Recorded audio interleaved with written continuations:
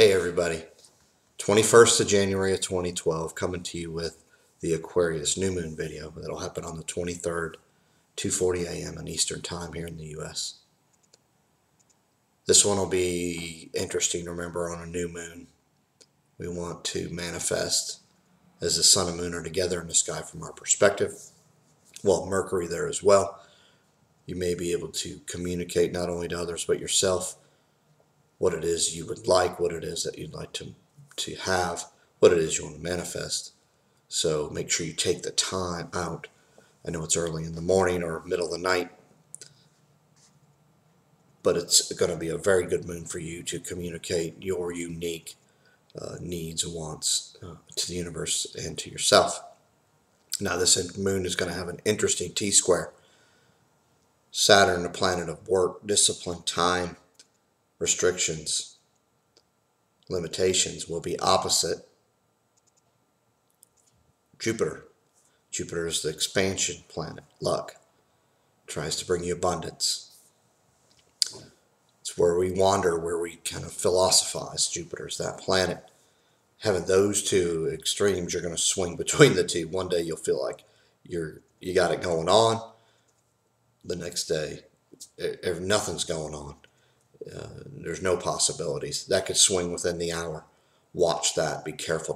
Don't go to either side of that extreme. Try to stay in the middle. Bring that in close to the median range, where when the swing is to the positive or to the restrictive side, that you're careful not to get out of whack, because you don't want to miss that next opportunity or be exhausted if it does arise. So try to stay in the middle here during this time, as these T-squares can tend to pull you everywhere.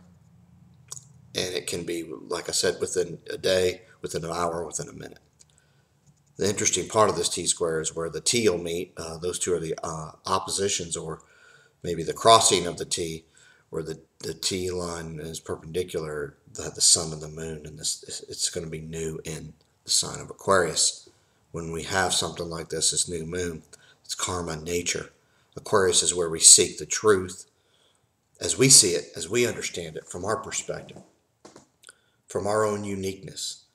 The key is going to be here to make space for you. What do you want? What do you need? Who are you? And you'll be pretty crass here, as Mars will be trine Mercury. I think the energy will be involved. There'll be enough energy here where you'll want to step up. So don't be afraid to speak what you're thinking. You may turn people away initially, but as remember, we always deal with Aquarius. It ends up working better later. So know that as you move forward here with this energy, you're going to be working in extremes. There's a lot of karma that can be addressed, because it is a T-square. This new moon will fall in that T sector, and we need to make sure that we're, from our perspective, looking at this and handling this and making a difference from what we feel we need to see and believe. Okay. There's another going to be a powerful happening here with Mars going retrograde in Virgo. This one's going to be a doozy. As you know, Virgo, the sign of the perfectionist, the analysis paralysis, so to speak, but also the one that can make things happen by dotting all the I's, crossing all the T's, and making sure it's right. Virgo has tends to have a nervous energy. It also tends to really never give up, I guess. So think of the Virgin Mother here, so to speak. Mars, the planet, is the pioneer, the aggressive one, the one that can irritate, the one that can start the war or really agitate. Mars is very powerful. It's got a lot of. It's the first fire sign that it rules. Aries is the first fire sign, and with Mars here, you're going to want to make sure that when it goes retrograde, remember, when a planet retrogrades, it slows down. It doesn't mess things up, so to speak, but it slows the energy down so you can reassess, redo. Remember, retro starts with the RE, so think of RE in front of almost any word, and you're going to get a chance to do over, or to, because it slowed down, look at it deeper and handle it. So when Mars is going to go retrograde here in Virgo, I look for us to be very agitated, but in the end it could be an extremely powerful time as we could address things that have been cyclical that we have not maybe been able to like get over the hump or overcome. And when Mars is retrograde here, I think we can take that time to say, wait a minute, I'm going to take this Mars energy, and instead of getting upset or irritated with it, I'm going to try to string it out here and use my passion and address areas of life or concern that are really going to have an effect on me when Mars goes back direct. Virgo is going to hold a very powerful full moon in April. In March, sorry. I'm going to talk about that in a minute.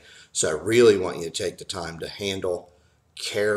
take care of yourself, handle what bothers you, and move forward, as this will be a very important time, because as when March comes along, we're going to see some tremendous change.